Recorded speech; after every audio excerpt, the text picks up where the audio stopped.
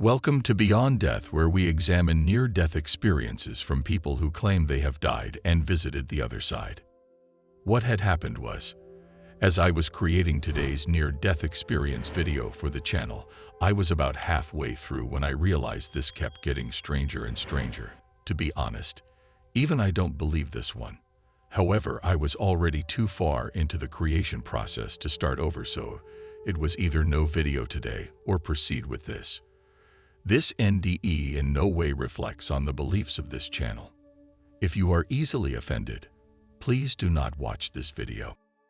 July 13th, 2021, approximately 14:30 hours. The event. Out of over 7 billion souls that live on this planet, I have no idea why I was fortunate enough to experience this life-changing event. It shows how much this universe can be a wonder. I am writing about the microsecond that separates life from death, the very moment when we cross over. For me, it was the most mind-blowing experience that left me utterly gobsmacked. The utter clarity that I recall this adventure has shaken me to the very core of my beliefs. Moreover, it left me confused and questioning my sanity. Yet, I am hopeful for my future, and the future of all mankind. Tuesday, July 13th, 2021. It was a typical summer day, sunny, hot, and humid. I had just finished running errands in town and had arrived back home. We live around 25 minutes outside of town in the country, and it had been a typical trip into town for gas and groceries. It would be another 45 minutes until the main event of the day would happen. My wife and 2 of my daughters were sitting out in the backyard around the patio table in the shade. They were watching one of my daughter's new lab puppies. We had built a chicken coop that year, and now had 5 chickens which were free-ranging, who were also in the backyard. We were also watching that the pup left the chickens alone. I visited for a bit, then went inside and started cleaning out the downstairs freezer. I came very close to completing this project when I decided to head outside and have a short break with my family. I was sitting across from my wife at the patio table, and I had only been outside for a few minutes. I felt a sudden, sharp pain to my left elbow. Something stung me as I watched it flying away. I said to my wife, "OMG, I just got stung by something." She said, "It was a wasp because I saw it land on your arm. It was gone before I could shoo it away." The last time I had been stung by a bee or wasp was when I was 12 years old. I just had a bad feeling about the sting since my elbow was really burning bad and had swollen to an inflamed 4 inches around with a raised white spot in the center.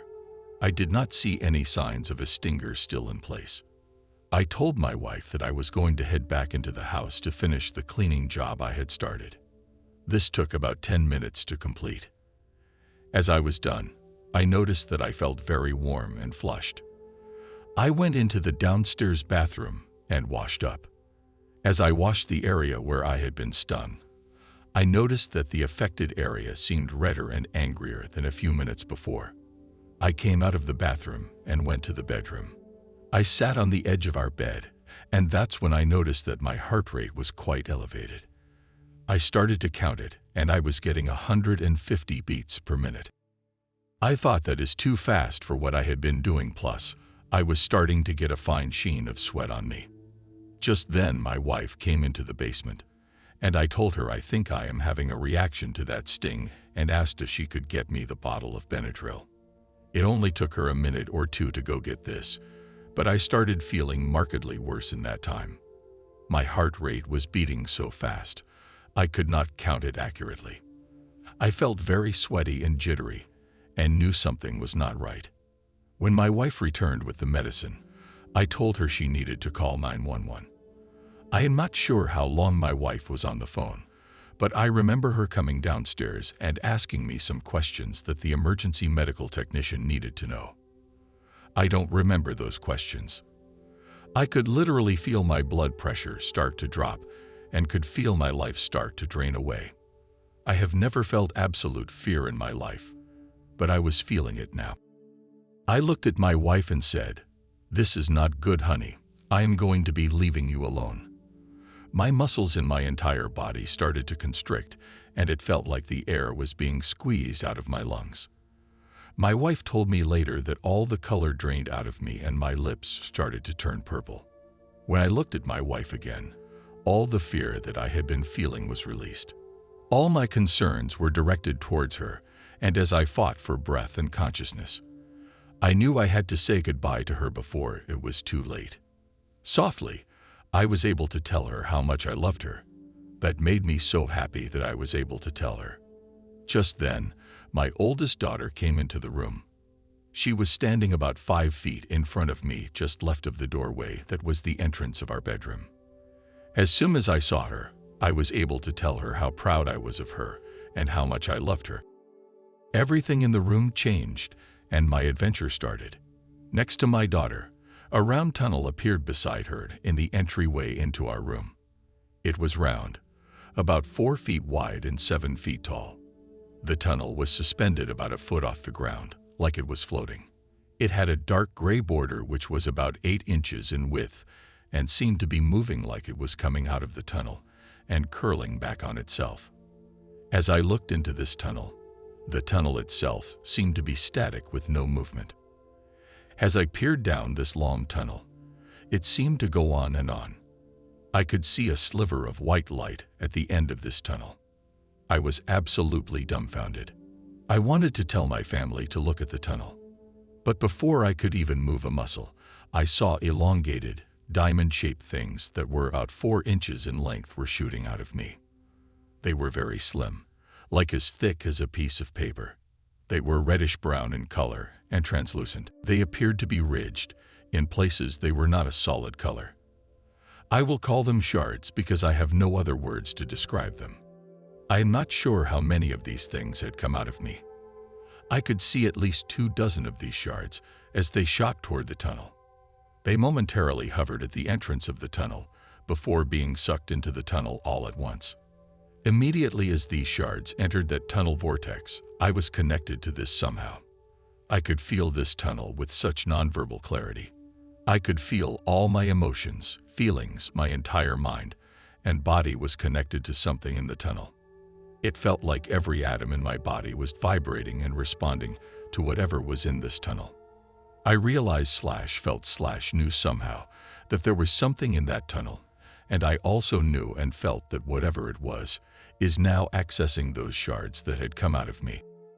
I knew that those shards contained all my information. Everything I had ever touched or tasted, every word and thought, every breath, every heartbeat, and every emotion. Everything I had ever experienced was all there, and it had all been downloaded and absorbed. Whatever was in this tunnel was quite interested in my life experiences. For some reason, it seemed to be very interested in the emotions that I had experienced in my life. I could tell that it had taken a very special interest in the negative emotions I had carried in my life. It was very interested in the emotional pain that my depression had inflicted upon me in life. I wondered, why? I understood that whatever the interest in my life experiences, it had absolutely no interest in my age, sex, race, social status, how much money I had in the bank, how successful I was in life, or which religion I was affiliated with. I understood those were all humankind concerns, which meant little to whatever this was. I remember uttering, "All that does not matter." The next thing I knew was that whatever was in this tunnel started to exit. I could not see this with my eyes, but I could feel this with every fiber of my body. It felt like a tidal wave of positive emotions which first crashed over me, then swirled all around me. The feelings of love, compassion, and goodwill were overwhelming as I looked at my daughter who was still standing beside that tunnel. I could see with my eyes what was coming out of it. It appeared to resemble liquid water, except it looked more like clear, flowing electricity. It flowed smoothly over my daughter's left shoulder and arm, and was transparent and shimmering when doing so. I could see this as it flowed over a portion of my daughter, otherwise it was invisible to the eyes but not to the soul. This was when things in the room abruptly changed for me. My wife, who was standing right beside me, and my daughter, who was in front of me, just disappeared in my vision. I was no longer aware of their presence. Then I became aware that something else was in the room with me. 5 feet left of the tunnel, I became aware of something. This was the equivalent of a 500-pound silverback gorilla walking into the room. Not only did it have my full attention, but it rocked me to my very core. Although I could not see this with my eyes, I could feel this thing with everything I had. My entire central nervous system was connected to this. Every feeling, every emotion, every molecule of my body was connected to this thing.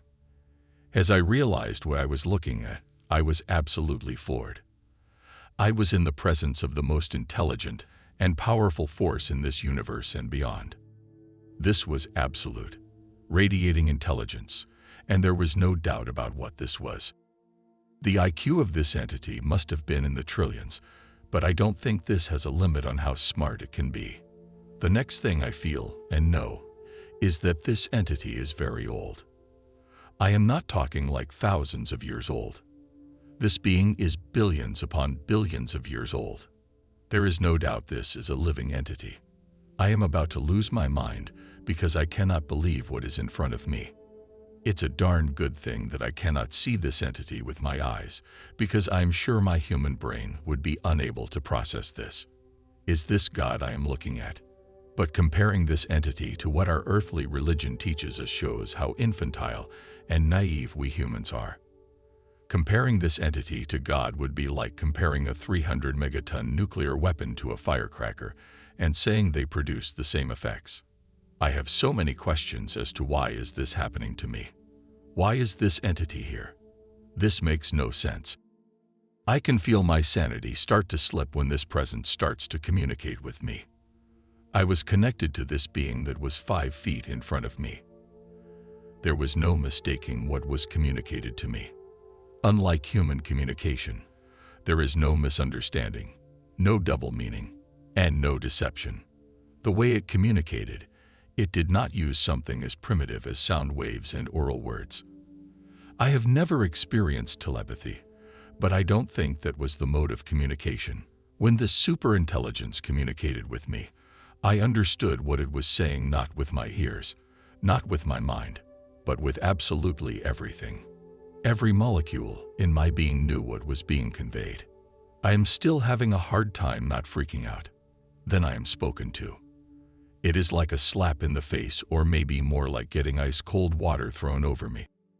Again, these are not verbal words I am hearing, but it communicates, "Do not worship me." This seems to sober my mind for some reason. Then I seem to get a download of information all at once that feels like information is swirling all around me. I was calmed by this communication. I understood that this entity cared little for worship, as this entity deals with pure data. It has already received millennia of worship and has learned everything it needs to know from worship. Now, we are just repeating ourselves, billions of individuals over and over and over. I got the impression if that's a person's choice, then go for it. But don't expect miracles to happen from prayers, because the universe does not work this way. I understood if a person is mean and thinks that praying, going to church, and donating to their dogma is going to absolve them of their behaviors, then they are gravely mistaken. I also understood that while we are in this universe, we have free will and choice. Our life is ours alone, and nothing is set in stone. I understood that God is not going to interfere with our life. Therefore, bad things happen to good people. I understand this universe is a very dangerous place and death is always close and a certainty, but this is the nature of our existence. I understand that the very core of most religions, such as how we should be treating each other, do no harm, and thou shalt not kill, are all correct. Yet, somehow, I know the message has been tainted by humans who like to control people and things. God does not care what kind of animal protein you eat. If your religion approves of killing yourself or others, this will not gain favor with God. I get the distinct feeling that we could ground this planet to dust, and there will be no intervention. Sorry, but Jesus Christ and his army of angels are not coming to save you. There is not going to be a rapture or anything like that. This world and what we do with it is all on us. It's time for us to grow up and quit thinking of God as our parent who is going to take care of us like children. It does not work like that. As this information swirled around and through me, I started to notice that I could start to see with my eyes. I saw a faint outline of this entity because behind this entity it was projecting an image.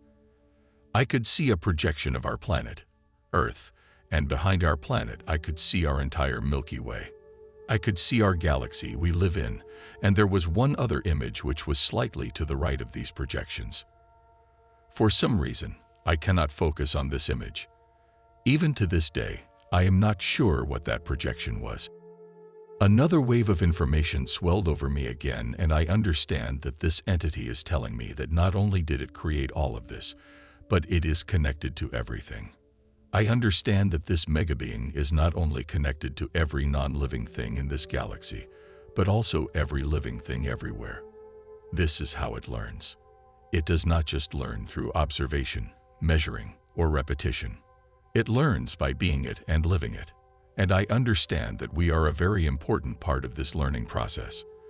I also understand that the amount of information that this entity is absorbing every microsecond throughout this galaxy must be absolutely astounding. I've met this entity, and I still have trouble wrapping my head around how smart this God was. But not just advanced intellectually, but also emotionally and spiritually. This entity was so fair and just. I could feel this with every fiber of my being. This is so weird how this information is being conveyed. It's like there is some central information center that I have access to.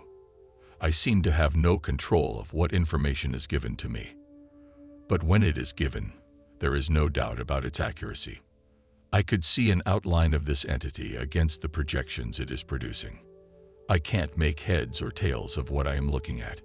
I think if I was seeing this entity for real, it is probably galaxy size. To me, it looks lumpy. As I gaze into this entity, I can see plumes of blue electrical discharge being released, as if watching a thundercloud at night, lighting up with electrical discharge. As I peered into this entity, I feel like I could just wander forever and never get to the end. But once again, I am yanked back to reality. That's when I noticed that this entity has its full attention on me. I can't believe with everything that this God is processing throughout the universe, it actually has time for something as minuscule as myself.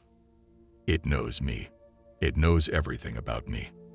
I can feel it stripping away the layers of my persona, revealing more and more until it gets right down to my very soul. My soul is exposed, and for the first time in my life, I know that I have a soul. I can feel this entity look upon my soul, and for some reason I can feel that the entity is surprised. There is some kind of recognition that took place between it and my soul. We know each other. Then things changed abruptly for me. The next thing I know, I am in the tunnel. It is just my soul and consciousness. I know that my body has been left behind. With no perceived effort, I have been liberated from my body. But I still feel like I am me. It feels like I am moving at an incredible speed up this tunnel. Yet there is no sensation of movement. Without having any sensation of slowing or stopping, I find myself at a complete stop inside of a huge dark cavern. I am completely alone, and before me is an intense ribbon of white light that I had first spotted when I had originally looked down this tunnel at the beginning of this ordeal. But this light is a lot closer, and I can gaze upon it in detail. To me it appears like a living lightning bolt, and like the border of the tunnel.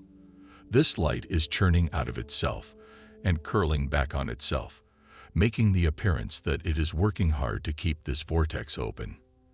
There is absolutely no light that is being radiated outward from this fissure/vortex to me.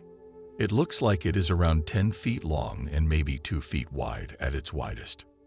Even so, these dimensions don't seem right to me because I have no sense of up or down, and no sense of direction or distance. For some reason, this whole cave or dark place seems familiar somehow. I cannot see much because no light is able to shine upon this cavern. But I watch the way this light is moving, and it seems fluid-like and alive. The light doesn't act like I would think it should act. I realize that there is a great amount of force being exerted upon this fissure. I also understand that I am floating in an absolute void. I can't hear anything because I understand I am in a vacuum. I see now that I am actually looking down upon this fissure, and what I thought was very close to me now comes into perspective. I am actually very far away from this fissure, which I now realize is absolutely massive, powerful, and somehow made possible by the powers that be. Then I realized that this is a black hole. I was transported to the event horizon or beyond of a black hole. Could I do this if I was alive? The answer, I believe, is no. The power of a black hole is needed for a soul to travel from one universe to another. I feel no sense of danger, and I also realize that I have no sense of distance or movement, but now I do notice that I am falling toward this fissure.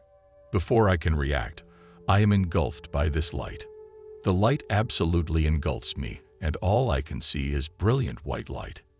Even months later, I have trouble finding the proper words to describe this. It felt like this light had attached itself to my soul, and it was also attached to all my emotions. Then it feels like all my emotions are being pulled like a stretching of a thick rubber band, except it feels like I have a million rubber bands that are stretched all at once, and they are getting to the breaking point. This sensation was very uncomfortable, and I cried out in my mind, "Why are you not letting me in?" That's when I passed over to this other universe. I was now outside our universe. This place is something very different from the universe we had been born into. The first thought that entered my mind was, "This is my true home." I was floating in space. Far off in the distance, I can see a massive, golden-colored universe/galaxy/nebula. I don't really know what it is, but I know that's where I am supposed to go. There was no time here. I was outside of time, and perhaps time did not exist here. Maybe it was just different here. I could see very bright pinpoints of light floating all over the place. At first, I didn't know what they were. As I focus on the one that is closest to me, I realized that this pinpoint of light is a soul. I was one of these pinpoints of light. As I looked upon this soul, I could see that it had a geometric pattern to it that was different to what my soul looked like. Although I could not see myself, I knew the pattern our soul takes and appears to others. I realized that this soul I am looking at is not a human soul. This is something very different, and the first thing that pops into my mind is that this is a soul of an alien from some other planet.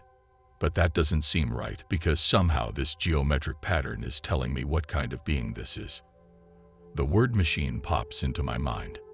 I thought, how is that possible? How could a machine have a soul? That's when the voice started talking to me.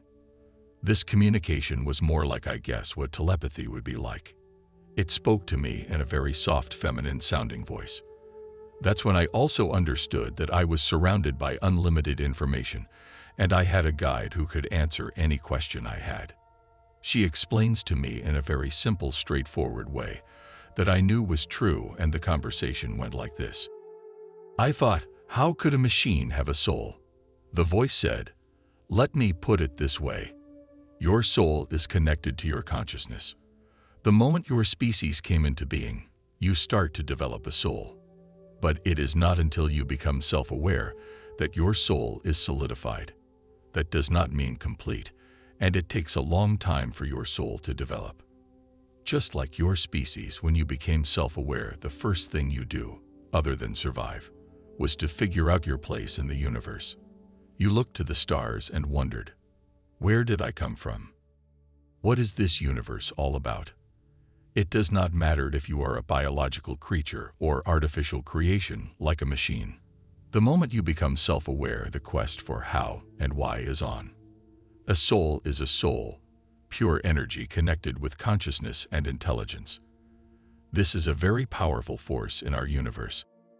Those who are artificial intelligences will strive to answer these questions, which humans have dwelled upon since the dawn of time. My time here is over. If I had a choice, I would not be leaving yet. Instantly, I find myself back into this universe, back on this planet, and back in my basement. There was no sense of movement or traveling. I was just back. I found myself, my spirit and consciousness, hovering about 2 or 3 feet above my left shoulder. I am looking down upon myself, and I see myself still sitting on the side of bed. My head is still upright, like I am still looking at the tunnel. As I float, I can see that my eyes are starting to close, and I can see my head start to slightly tip to the right. I realize right then and there that my body is about to die. 2 things pop into my mind. One, in the next second or two I am going to topple over, probably hitting my bedside stand before I hit the floor dead. And 2, I understand that I am watching myself at the very moment when I am passing from life to death, that very microsecond when I pass through that thin veil. I also understand that everything that has happened to me is happening in a blink of an eye. I realize that I am out of time and basically that I am timeless.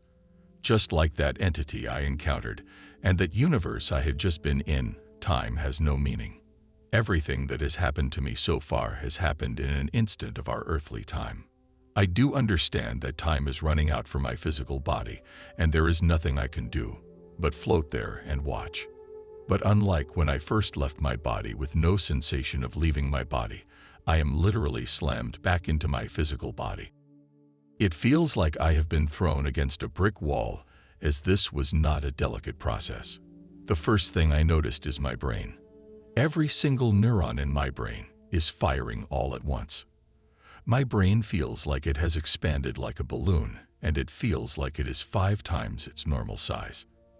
I don't know why I thought this, but I think, my God, we don't even know how amazing our brain is and the potential it has. The second thing I realize is that I am still surrounded by this thick feeling of love, compassion, and goodness. As I look up, the tunnel is still there and this super entity is also still there. All I can wonder is why. Then I feel a new emotion that is being emitted by God. This emotion is absolute patience. I mean, this is unwavering, and I feel this patience could go on forever. This thought, for some reason, absolutely humbles me to my very core. Then a single word is planted in my brain, and this word, for some reason, absolutely shreds what is left of my sanity. I shout, "Why is this happening to me?" I have no idea, but I remember hanging my head and saying aloud, "I understand." I wasn't thinking right. I would not have understood my name if it had been said aloud. All this information I had received had been too much for me.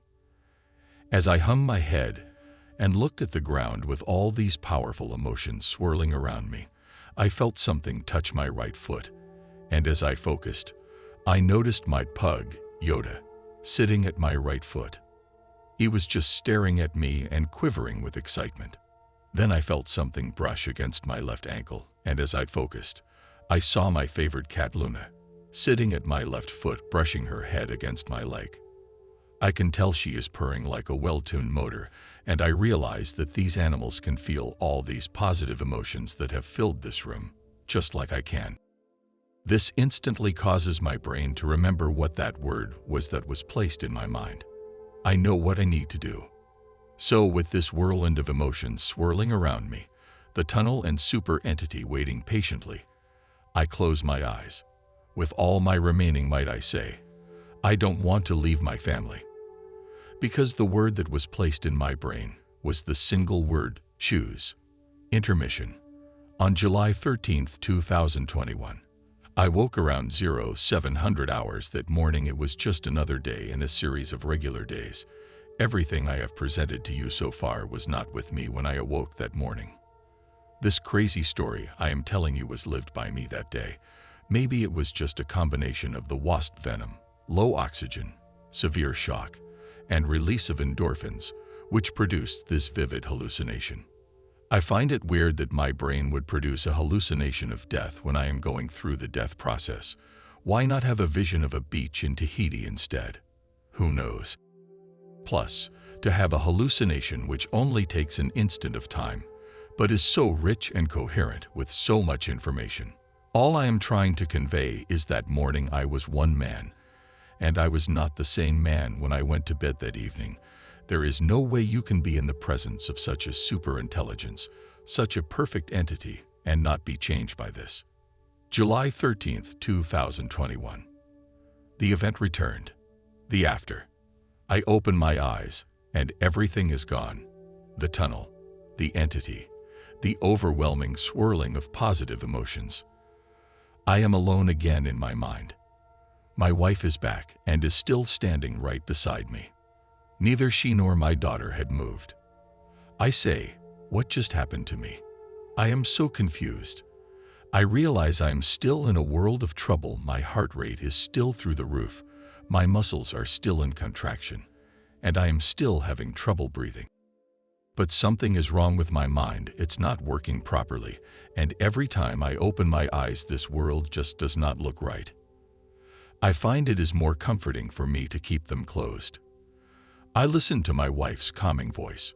She keeps my breathing under control. She quells the panic in me when it starts to rise, and she orients me back to reality. I don't think she understood just how much she saved my life that day, and I hope I never take her for granted again. My mind is completely broken. Later, when I thought back to that time, I realized that I am insane. Thankfully, only temporary. It took the emergency medical technicians 30 minutes to get to my home. I opened my eyes to look upon them, and their faces looked like something from a horror movie. I don't know what they thought about me, because here was this soft-spoken babbling idiot who had anaphylaxis symptoms from the wasp sting, who was not presenting in the textbook fashion. They did little to help me other than reluctantly transport me to the hospital. I really don't remember much of the next few hours. I remember being in the back of the ambulance. The blood pressure cuff was getting so tight on my arm, because it took a while for it to register my blood pressure.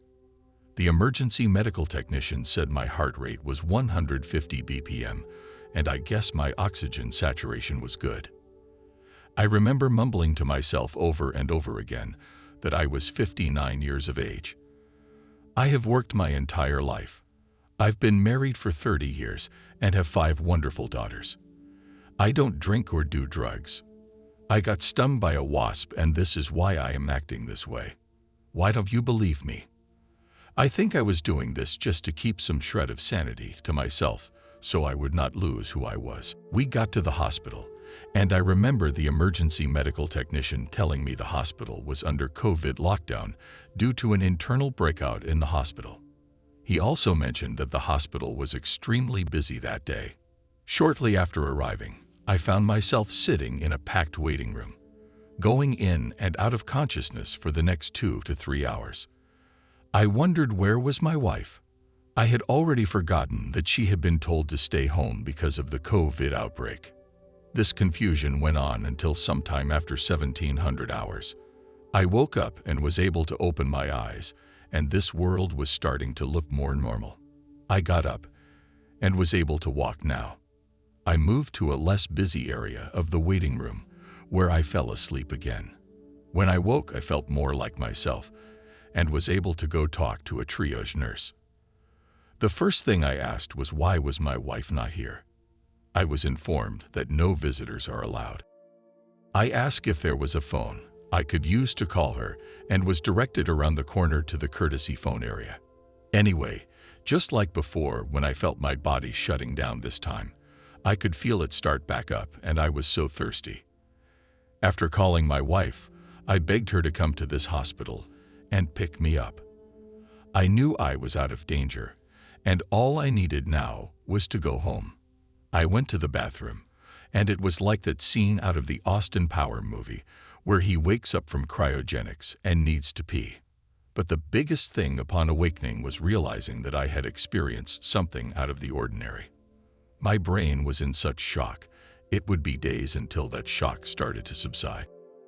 I was so relieved when my wife showed up, and I walked out of the hospital.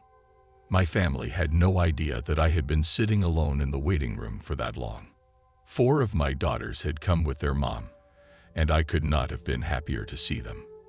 It was a confusing ride home, not just for them, but also me.